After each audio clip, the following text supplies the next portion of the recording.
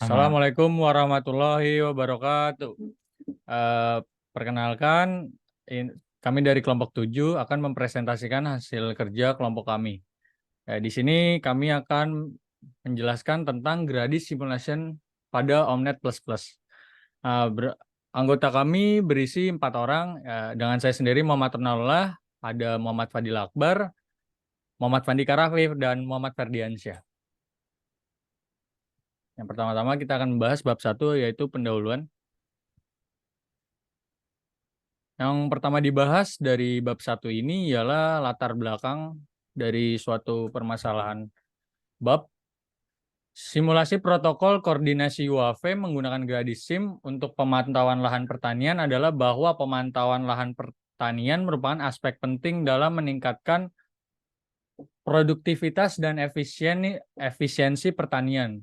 Penggunaan UAV atau pesawat tanpa awak ini telah menjadi populer dalam pemantauan lahan pertanian karena kemampuannya untuk memberikan data yang akurat dan terperinci secara cepat dan efisien. Namun, untuk memaksimalkan manfaat dari penggunaan UAV dalam pemantauan lahan pertanian diperlukan protokol koordinasi yang efisien. Gradisim adalah alat simulasi yang dapat digunakan untuk memodelkan protokol koordinasi UAV. Dengan memanfaatkan simulasi ini, para peneliti dapat mengidentifikasi dan menguji berbagai protokol koordinasi untuk memastikan bahwa UAV dapat bekerja secara efisien dan terkoordinasi dalam pemantauan lahan pertanian. Dengan demikian, penelitian ini diharapkan dapat memberikan kontribusi dalam pengembangan teknologi pemantauan lahan pertanian yang lebih canggih dan efektif. Rumusan masalah dari judul yang kami ambil yaitu pertama, bagaimana protokol koordinasi UAV dapat meningkatkan efisiensi dan akurasi pemetaan lahan pertanian. Kedua, bagaimana metode simulasi Gradisim dapat digunakan untuk mengevaluasi protokol koordinasi UAV dalam konteks pemetaan lahan pertanian. Yang ketiga, bagaimana hasil simulasi Gradisim dapat memberikan wawasan yang berharga dalam pengembangan sistem pemetaan lahan pertanian yang lebih efisien dan akurat. Selanjutnya ada tujuan penelitian. Yang pertama ada meningkatkan efisiensi dan akurasi pemetaan lahan pertanian menggunakan protokol koordinasi UAV. Yang kedua ada mengevaluasi protokol koordinasi UAV dalam konteks pemetaan lahan pertanian menggunakan metode simulasi Gradisim. Yang ketiga memberikan wawasan yang berharga dalam pengembangan sistem pemetaan lahan pertanian yang lebih efisien dan akurat melalui hasil simulasi Gradisim. Selanjutnya ada manfaat penelitian.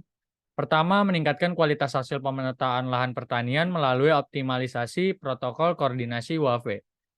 Kedua, memberikan pemahaman yang lebih baik tentang bagaimana protokol koordinasi UAV dapat meningkatkan efisiensi dalam pengumpulan data sensor untuk pemetaan lahan pertanian. Selanjutnya, ada batasan masalah. Pertama, penelitian ini akan difokuskan pada pemetaan lahan pertanian, sehingga batasan tersebut tidak mencakup aplikasi UAV untuk keperluan lain di luar konteks pertanian. Penelitian ini akan terbatas pada analisis protokol koordinasi UAV yang digunakan dalam pemetaan lahan pertanian. Yang ketiga, metode evaluasi protokol koordinasi UAV akan dibatasi pada penggunaan metode simulasi Gradisim saja. Nah, selanjutnya akan dilanjutkan oleh teman saya untuk membahas bab 2 tinjauan pustaka. Baik, selanjutnya akan saya lanjutkan ke bab 2 tinjauan pustaka. Next. Yang pertama yaitu Gradisim. Gradisim adalah simulasi yang dikembangkan untuk proyek GRADIS, Ground and Aerodynamic Sensor Network.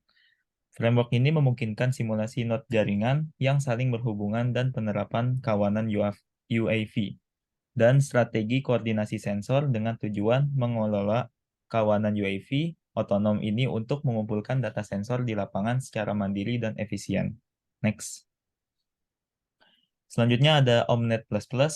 Omnet++ ini adalah sebuah framework simulasi jaringan discrete event yang bertipe object oriented.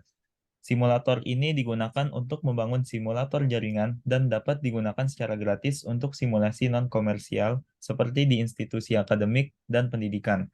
Omnet++ didukung oleh bahasa pemrograman C++ dan mendukung desain komponen-komponen yang memungkinkan pengguna untuk memodifikasi dan menyederhanakan model.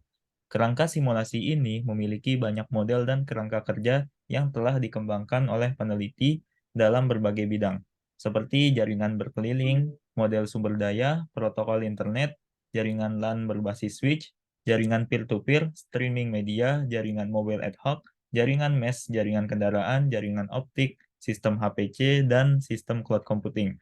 Omnet++ membantu pengguna dalam mengembangkan dan menggunakan simulator jaringan yang kompleks dan efisien untuk berbagai kebutuhan, termasuk penelitian, pengujian, dan pendidikan. Namun, untuk informasi lebih lanjut disarankan untuk merujuk langsung ke sumber yang lebih lengkap, seperti jurnal atau artikel yang membahas Omnet++. Next. Baik, selanjutnya ada fungsi Omnet++. Yang pertama, membantu pengguna dalam mengembangkan dan menggunakan simulator jaringan yang kompleks dan efisien untuk berbagai kebutuhan, termasuk penelitian, pengujian, dan pendidikan. Yang kedua, Omnet++ dapat mensimulasikan komunikasi berbasis wireless maupun wired. Yang ketiga, Omnet++ juga mendukung jaringan sensor, jaringan ad hoc nirkabel, protokol internet, pemodelan kinerja, jaringan fotonik, dan lain-lain yang disediakan oleh kerangka model yang dikembangkan sebagai proyek independen. Yang keempat, Omnet++ memiliki dukungan GUI yang luas dan karena arsitektur modulernya, kernel simulasi dan model dapat tertanam dengan mudah ke dalam aplikasi kita. Yang kelima, Omnet++ juga menyediakan komponen arsitektur sebagai modelnya, di mana komponen atau modul diprogram dalam bahasa C++. Kemudian dirakit menjadi komponen yang lebih besar dan dimodelkan menggunakan bahasa tingkat tinggi atau NED. Next.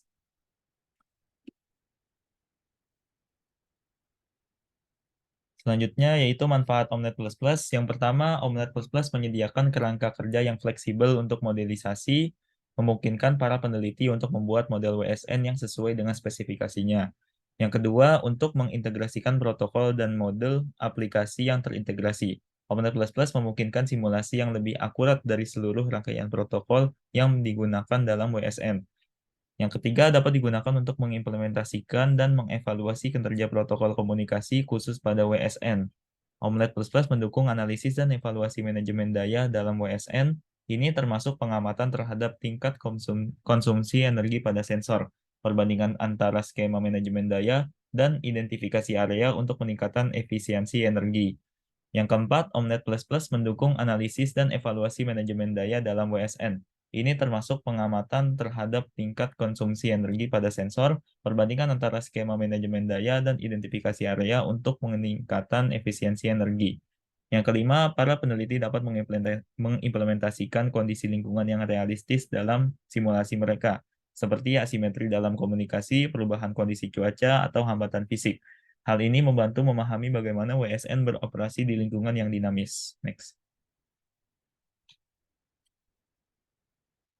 Selanjutnya ada tujuan Omnet++. Yang pertama, menggunakan Omnet++, tujuan utama adalah membuat model yang akurat untuk berbagai elemen dalam jaringan sensor nirkabel, termasuk sensor, protokol komunikasi, dan kondisi lingkungan. Yang kedua, Omnet++ memungkinkan simulasi seluruh rangkaian protokol yang digunakan dalam WSN. Tujuan utamanya adalah memahami bagaimana protokol tersebut berinteraksi satu sama lain dan bagaimana mereka berkontribusi terhadap kinerja keseluruhan jaringan. Yang ketiga, tujuan penggunaan Omnet++ adalah untuk mengevaluasi jaringan berbagai aspek dalam WSN, seperti throughput, latensi, konsumsi energi, dan manajemen daya. Yang keempat, dalam melibatkan Omnet++ dalam penelitian WSN, tujuan dapat melibatkan pengoptimalan protokol komunikasi untuk meningkatkan efisiensi dan kinerja jaringan secara keseluruhan. Dan yang terakhir yaitu tujuan penggunaan Omnet++ adalah untuk mengatasi tantangan lingkungan yang dinamis dalam WSN seperti perubahan topologi, interferensi sinyal, dan ketidakpastian kondisi cuaca. Next. Ya, selanjutnya yaitu protokol UAV. Protokol UAV merupakan protokol routing yang digunakan dalam jaringan ad hoc UAV atau Unmanned Aerial Vehicle atau pesawat tanpa awak. Jaringan ad hoc UAV digunakan untuk memungkinkan kerjasama dan komunikasi antara UAV yang bergerak secara dinamis dalam suatu wilayah terbatas. Protokol UAV ini khususnya yang disebut AODV NLS ETX. Next.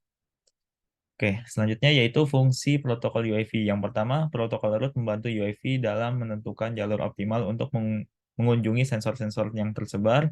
Yang kedua, protokol ini membantu UAV dalam mengambil keputusan berdasarkan data yang dikumpulkan oleh sensor-sensor dalam jaringan. Yang ketiga, dalam kelompok UAV, protokol ini diperlukan untuk mengkoordinasikan gerakan dan tugas antar UAV. Ini termasuk pembagian wilayah kerja, hindari benturan, dan tugas-tugas lain yang melibatkan kerjasama antar UAV. Yang keempat, khususnya penting untuk UAV, protokol ini mengelola konsumsi daya dan manajemen baterai. Yang kelima, protokol ini mengatur komunikasi antara UAV dan sensor-sensor dalam jaringan. Next. Manfaat protokol UAV yang pertama yaitu protokol UAV memungkinkan UAV untuk mengoptimalkan route dan mengunjungi sensor-sensor secara efisien. Ini meningkatkan efisiensi pengumpulan data dan meminimalkan konsumsi energi.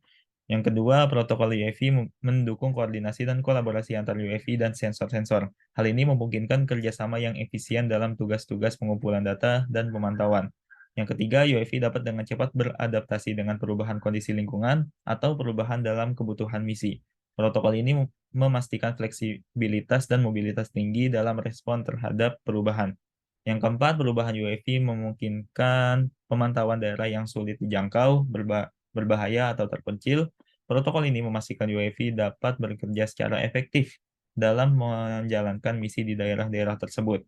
Yang kelima, protokol ini membantu dalam manajemen daya dan sumber daya UAV, termasuk pengaturan daya sensor-sensor. Hal ini memperpanjang masa operasional UAV dan memaksimalkan penggunaan baterai. Next. Nah, selanjutnya ada lahan pertanian. Lahan pertanian merupakan wilayah yang dikelola secara ekologis dan ekonomis sebagai sumber dari kebutuhan pangan manusia. Pemantauan dan pengawasan terhadap penggunaan sumber daya lahan dianggap sangat manajemen esensial yang berorientasi pada pembentukan dan pengembangan produksi ekologis. Fokusnya mencakup pemeliharaan kualitas lahan dan pemanfaatan sumber daya secara ekonomis dengan sistem pemantauan dan prediksi untuk mengevaluasi dampak efektivitas manusia terhadap perubahan sumber daya lahan. Pemantauan ini penting untuk mengukur efisiensi ekologis dan ekonomis penggunaan lahan dengan tujuan mencapai manfaat ekonomi maksimal dengan sumber daya minimal sesuai dengan prinsip utama manajemen ekonomi dalam kondisi pasar. Next. Oke, selanjutnya ada kajian literatur. Di sini kami memasukkan ada 3 jurnal terdahulu. Yang pertama dengan judul Gradisim A Omnet++ atau Inet Simulation Framework for Internet of Flying Things. Ini teknologi yang digunakan yaitu Gradisim, Omnet++ atau Inet, dan UAV. Hasilnya yaitu sebuah kerangka kerja yang dirancang untuk mensimulasikan kelompok UAV yang bekerja sama dalam misi bersama di landscape hipotesis dan berkomunikasi melalui radio frekuensi.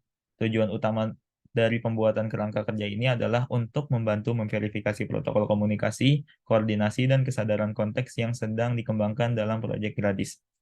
Yang kedua ada dengan judul Wireless Connectivity of a Ground and Air Sensor Network. Teknologi yang digunakan yaitu Gradis saja. Nah, ini makalah ini menunjukkan bahwa ketika mempertimbangkan skenario luar ruangan dan komunikasi nirkabel menggunakan protokol IEEE 802.11 dengan antena dipol, pantulan tanah merupakan mekanisme propagasi yang signifikan.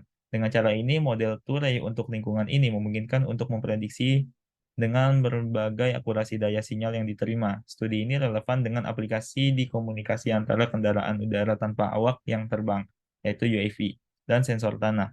Dalam skenario sensor nirkabel yang diusulkan network WSN yang diusulkan, UAV harus menerima informasi dari lingkungan yang dikumpulkan oleh sensor sensor yang diposisikan di tanah dan perlu menjaga konektivitas di antara mereka dan stasiun pangkalan untuk menjaga kualitas layanan saat bergerak melalui lingkungan. Next. Yang ketiga adalah dengan judul FFP, A Force Field Protocol for a Tactical Management of UAV Conflict. Ini memakai teknologi UAV dengan hasil protokol medan gaya atau FFP memungkinkan UAV secara otonom mendeteksi satu sama lain menggunakan komunikasi nirkabel dan menjaga jarak aman di antara mereka tanpa campur tangan dari layanan pusat apapun. Next. Baik, bab 3 akan dilanjutkan oleh teman saya. Dipersilakan. Baik, selanjutnya bab 3 metodologi penelitian. Next. Di sini ada tahapan penelitian. pertama kita mulai, kemudian identifikasi masalah, kemudian ada studi literatur. Di studi literatur kita ada perancangan simulasi, kemudian pengujian simulasi, kemudian ada decision, apakah simulasi berhasil. Jika tidak, maka kembali lagi ke perancangan simulasi. Jika iya, maka lanjut ke evaluasi simulasi dan pembahasan. Setelah itu selesai. Selanjutnya ada identifikasi masalah. Tapi ini merupakan tahap awal dari penelitian, di mana merupakan tahapan untuk mencari dan menemukan masalah yang ingin diteliti. Dalam penelitian ini, masalah yang dibahas adalah bagaimana merancang dan mengimplementasikan protokol koordinasi UAV untuk pemantauan lahan pertanian secara simulasi menggunakan Gradis SIM. Kemudian studi literaturnya pada tahap ini, studi literatur dilakukan dengan cara mempelajari buku, jurnal, e-book, dan penelitian terdahulu yang relevan guna memperoleh pemahaman yang lebih baik mengenai dasar teori yang digunakan untuk penelitian ini dan untuk mendapatkan ide-ide baru untuk menyelesaikan masalah tersebut. Dalam penelitian ini, literatur yang dipelajari antara lain terkait dengan protokol UAV, lahan pertanian, Omnet++, dan Gradis SIM. Kemudian alat bantu penelitiannya dalam penelitian ini untuk menjalankan simulasi membutuhkan pengguna perangkat keras dan perangkat lunak. Berikut adalah perangkat yang digunakan dalam penelitian ini. Pertama ada perangkat keras. Perangkat keras yang digunakan dalam penelitian ini adalah sebuah personal komputer dengan spesifikasi sebagai berikut. Prosesornya AMD Ryzen 5 generasi 5 5600 6 core, prosesor 3,5 GHz, kemudian motherboardnya ASRock B450M, kemudian memorinya 16 GB DDR4, harddisknya 1 TB HDD dan SSD, kemudian graphic cardnya AMD Radeon RX 6600. Untuk perangkat lunaknya yang digunakan dalam penelitian ini yaitu Omnet++ IDE, kemudian iNet, dan kita menggunakan di sini virtual machine dari VirtualBox Oracle. Next. Kemudian ini jadwal penelitian. Penelitian ini dilaksanakan selama 3 bulan dengan rincian sebagai berikut. Di minggu pertama dan minggu kedua itu kita mengidentifikasi masalah. Kemudian di minggu ketiga ke minggu 4 itu studi literatur. Kemudian di bulan kedua itu perancangan simulasi di minggu pertama dan minggu kedua. Kemudian minggu ketiga dan minggu keempat. Kemudian selanjutnya ada pengujian simulasi itu di bulan ketiga, di minggu pertama dan minggu kedua. Dan terakhir evaluasi simulasi dan pembahasan di minggu ketiga dan minggu keempat.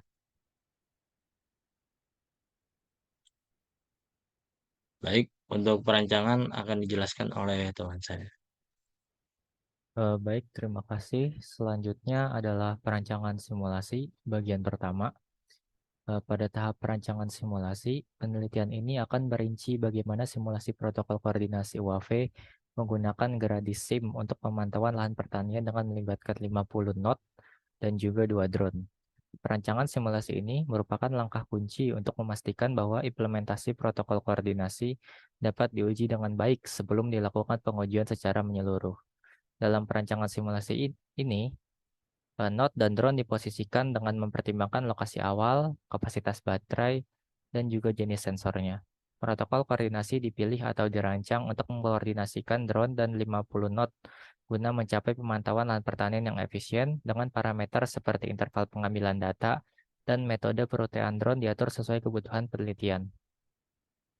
Skenario komunikasi antara not dan drone disusun dengan memperhatikan optimalisasi jalur komunikasi dan kemampuan protokol untuk mengatasi masalah potensial seperti intervensi. Lalu, lingkungan lahan pertanian dimodelkan dengan mempertimbangkan fitur tanah, topografi, dan hambatan lainnya. Parameter simulasi seperti waktu dan kecepatan simulasi ditetapkan untuk memastikan realisme dan relevansi hasil dalam mencerminkan kondisi yang mungkin dihadapi dalam pemantauan lahan pertanian. Setelah merancang simulasi dengan memperhatikan aspek-aspek di atas, penelitian ini dapat melanjutkan ke tahap implementasi dan pengujian simulasi. Proses ini memastikan bahwa protokol koordinasi yang diusulkan dapat diuji dan dievaluasi secara menyeluruh dalam lingkungan simulasi sebelum diterapkan pada situasi nyata pemantauan lahan pertanian. Lalu selanjutnya kita masuk ke tahap pengujian simulasi.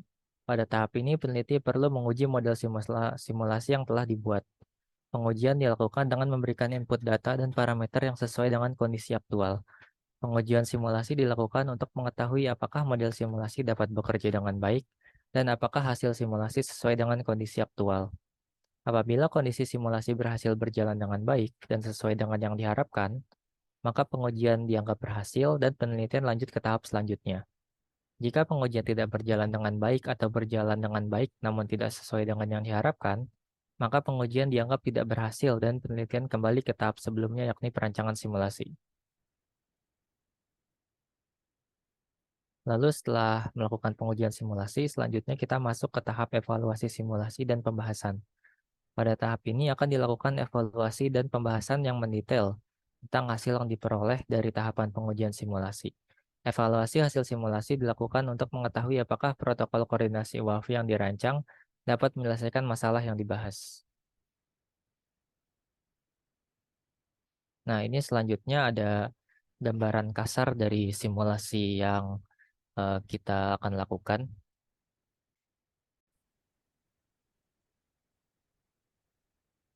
Berikut ini adalah simulasi dari aplikasi Gradisim yang telah kita lakukan. Simulasi ini merupakan gambaran kasarnya aja dari penelitian yang kita lakukan. Di sini hanya ada 1, 2, 3, 4, 5 sensor saja dan juga 2 drone dan 1 ground station. Nah, sekarang kita coba mulai simulasinya.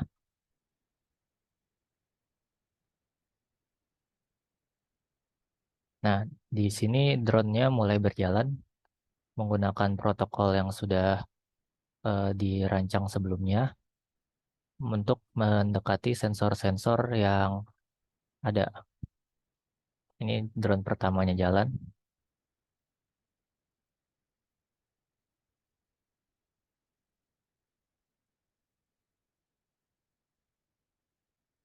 Nah, ini drone keduanya jalan.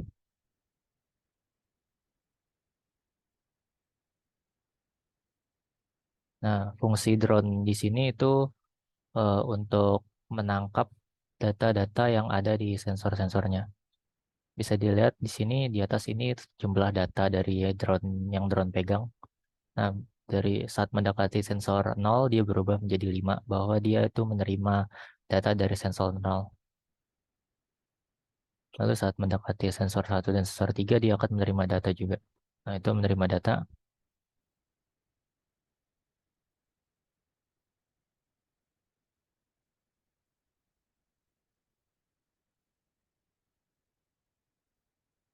Menerima data lagi. Drone yang kedua juga menerima data dari sensor 0.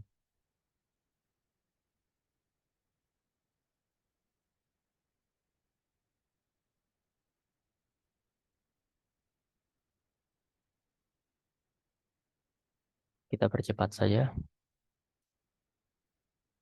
Nah, setelah sampai di titik akhir, drone-nya apabila drone yang pertama bertemu dengan drone kedua, dia akan melakukan pertukaran data, di mana drone yang bertemu atau yang jaraknya paling dekat dengan ground station akan mengambil data yang dari drone paling jauhnya. Nah, di sini drone yang pertama datanya jadi 0, yang kedua data jadi 35. Nah, drone ini akan mengembalikan datanya ke ground station, mengirim datanya kembali ke drone station. Seperti itu kira-kira nanti simulasi yang akan kita lakukan. Jadi di mana lahannya itu adalah lahan pertanian, dengan 50 sensor node dan juga 2 drone.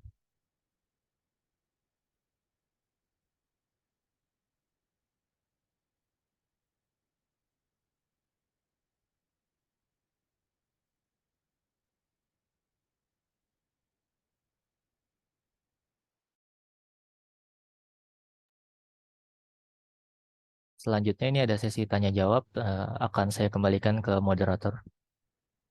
Baik, selanjutnya merupakan sesi tanya jawab. Untuk pertanyaan yang pertama, jelaskan manfaat dari hasil akhir yang akan dicapai dari simulasi implementasi framework protokol WSN pada proses bisnis usulan Anda atau kelompok kami. A. Siapa yang akan mendapatkan manfaat? Mencakup pengguna, proses, pemerintah, penyedia infrastruktur, lingkungan masyarakat lain. B. Peningkatan nilai tambah dan atau penurunan tingkat resiko apa yang akan didapat nantinya. Oke, izinkan saya menjawab dari pertanyaan yang pertama. Di sini dalam proyek ini manfaat yang akan dicapai dari simulasi implementasi framework protokol WSN pada proses bisnis usulan meliputi, untuk menjawab pertanyaan yang poin A, siapa yang akan mendapat manfaat bagi pemerintah? Pemerintah di sini akan mendapat manfaat dari peningkatan efisiensi komunikasi dan keselarasan jaringan dalam proyek pertanian. Yang kedua, penyedia infrastruktur juga akan mendapatkan manfaat. Terkait penyedia infrastruktur akan mendapat manfaat dari peningkatan efisiensi dalam mengelola sumber daya dan mengoptimalkan rute untuk sensor-sensor yang ada. Selanjutnya, bagi masyarakat lain bermanfaat untuk meningkatkan kualitas layanan komunikasi dan pemantauan lingkungan pertanian tersebut. Untuk menjawab poin B, yang pertama, tingkat risiko akan mengalami penurunan jika protokol WSN dapat efektif meminimalkan overhead routing dan memastikan stabilitas link node melalui penggunaan metrik ETX atau Expected Transmission Count. Selanjutnya, tingkat nilai tambah akan meningkat jika protokol WSN dapat mengoptimalkan rute dan mengunjungi sensor-sensor secara efisien, serta memungkinkan pemantauan daerah yang sulit dijangkau, berbahaya, atau terpencil sekalipun. Selanjutnya, dengan melibatkan simulasi implementasi framework protokol WSN, peneliti akan mendapatkan model yang akurat untuk berbagai elemen dalam jaringan sensor nirkabel, termasuk sensor, protokol komunikasi, dan kondisi lingkungan yang ada. Hal ini memungkinkan analisis kinerja sistem dengan lebih tepat dan mengidentifikasi area yang perlu ditingkatkan untuk mencapai tujuan proyek yang akan dikembangkan. Selanjutnya pertanyaan kedua akan dijawab oleh rekan saya. Baik, pertanyaan kedua akan saya bacakan sekaligus akan saya jawab. Sebelumnya saya akan bacakan soalnya terlebih dahulu. Jelaskan bagaimana mensimulasikan implementasi framework protokol WSN pada test bed. Penjelasan dapat berisikan yang pertama ada informasi mengenai beberapa node yang akan digunakan. Yang B, node-node tersebut mensimulasikan apa saja. Dan yang C, bagaimana skenario komunikasi antara node tersebut dalam kasus pemanfaatan protokol WSN tersebut. Oke, saya akan menjawab yang pertama dahulu, informasi mengenai beberapa node yang akan digunakan. Jadi dalam simulasi ini, yang kita pakai yaitu 50 node yang mempresentasikan perangkat sensor dalam jaringan sensor nirkabel. Dan juga kami menggunakan 2 drone yang akan berkoordinasi untuk melakukan pemantauan lahan pertanian. Lalu pertanyaan selanjutnya, node-node tersebut mensimulasikan apa saja? Nah, node-node tersebut dapat mensimulasikan sensor-sensor yang tersebar di lahan pertanian, serta UAV, atau yang digunakan untuk mengumpulkan data dari sensor-sensor tersebut. Lalu pertanyaan terakhir itu bagaimana skenario komunikasi antara node tersebut dalam kasus pemanfaatan protokol WSN. Jadi protokol WSN akan mengatur skenario komunikasi antara node-node dan drone dalam jaringan. Skenario ini dapat mencakup pengaturan waktu pengumpulan data, transfer data antara node dan drone, serta pengaturan jalur komunikasi yang optimal. Protokol WSN ini dapat mencakup strategi penggunaan rute, manajemen daya, dan koordinasi antara node dan drone untuk memaksimalkan efisiensi pengumpulan data dan pemantauan lahan pertanian. Next.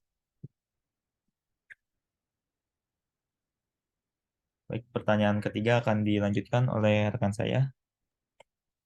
Baik, saya akan menjawab pertanyaan ketiga. Soalnya adalah jelaskan bagaimana skenario keamanan dalam simulasi protokol WSN tersebut dalam melindungi yang pertama data yang ditransmisikan, program pelaksanaan transmisi pada perangkat, dan yang terakhir perangkat atau pengguna menggunakan data dan program transmisi. Skenario keamanan dapat berupa pengawasan potensi gangguan, monitoring, pengembalian kembali, recovery, ataupun respon gangguan, incident handling. Nah, untuk yang pertama, untuk data yang ditransmisikan, kita bisa menggunakan keamanan yang pertama itu ada enkripsi data. Dengan menggunakan teknik enkripsi untuk melindungi data yang ditransmisikan antara UAV dan sensor node.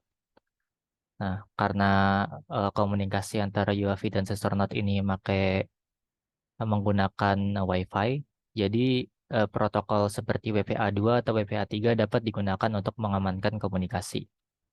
Lalu selanjutnya untuk yang program pelaksanaan transmisi pada perangkat, kita bisa melakukan pemantauan keamanan, yakni menggunakan mekanisme pemantauan keamanan untuk mendeteksi aktivitas mencurigakan pada program pelaksanaan. Nah, jika ada ancaman, respon cepat harus diimplementasikan. Lalu untuk yang ketiga, perangkat atau pengguna menggunakan data dan program transmisi. Nah, keamanan yang bisa kita lakukan yang pertama adalah autentikasi pengguna atau perangkat, yakni memastikan hanya pengguna atau perangkat yang memiliki hak akses yang sesuai yang diizinkan untuk menggunakan data atau menjalankan program transmisi. Lalu kita juga bisa menerapkan kontrol akses, yakni implementasikan kontrol akses yang ketat untuk memastikan bahwa hanya pengguna yang memiliki izin yang diperlukan yang dapat mengakses dan memanipulasi data atau program. Lalu yang keamanan terakhir kita bisa menerapkan eh, kegagalan baterai atau random failure. Implementasikan drone untuk kembali ke ground station jika baterainya telah mencapai threshold tertentu dan matikan sensor jika baterainya habis atau mencapai threshold tertentu juga. Nah, dengan keamanan-keamanan yang telah saya sebutkan tadi, hal-hal tersebut bisa dilakukan dalam Grady Simulation. Karena dalam Grady Sim, kita bisa membuat atau mendevelop protokol sendiri. Dan jika kita ingin menerapkan skenario gagal atau simulasikan skenario gagal, dapat dilakukan dengan menggunakan battery failure generator atau random failure generator untuk memastikan bahwa skenario keamanan yang kita terapkan itu berhasil atau bisa dilakukan. Next. Nah, untuk pertanyaan keempat akan dijawab oleh teman saya.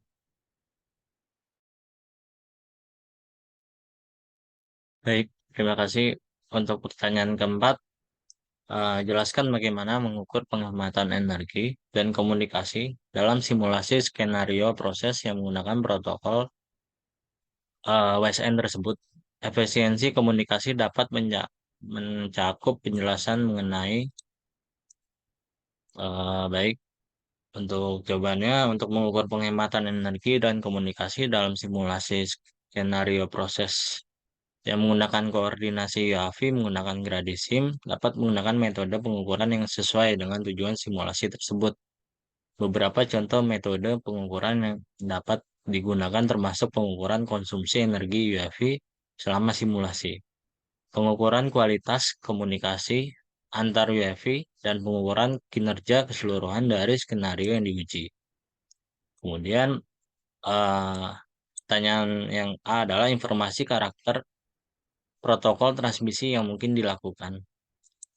Jawabannya adalah informasi tentang karakter protokol yang dapat dilakukan eh, dapat digunakan untuk mengevaluasi berbagai protokol transmisi yang digunakan dalam WSN, seperti TDMA, Time Division Multiple Access, CSMA, Carrier Sense Multiple Access, dan variasinya.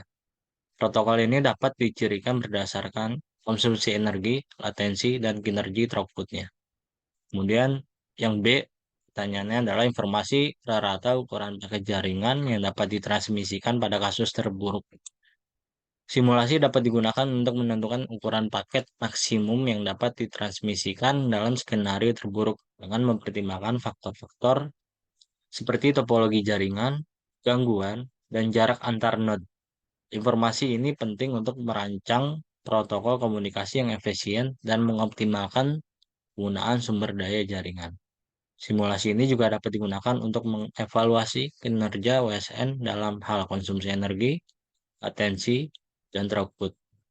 Ini dapat membantu identifikasi potensi masalah atau area perbaikan dalam protokol dan desain WSN. Next. Baik. Baik, Nah, selanjutnya saya merupakan poin kesimpulan dari presentasi kami hari ini, yaitu Gradis Simulation adalah framework simulasi yang didevelop untuk Gradis Project. Proyek Gradis menggunakan alat ini untuk memverifikasi protokol dan membandingkan hasil uji lapangan dengan sensor dan UAV yang akurat. Framework ini memungkinkan simulasi node jaringan yang saling terhubung dan implementasi kawanan UAV serta strategi koordinasi sensor dengan tujuan mengelola kawanan UAV otonom untuk mengumpulkan data sensor di lapangan secara otonom dan efisien. Gradis Simulation memiliki tujuan antara lain pengembangan model khusus, penyediaan fungsionalitas, dan yang terakhir ada analisis dan evaluasi kinerja. Baik, mungkin itu yang dapat kelompok kami sampaikan. Terima kasih, mohon maaf bila masih terdapat kekurangan dalam hal penyampaian. Assalamualaikum warahmatullahi wabarakatuh.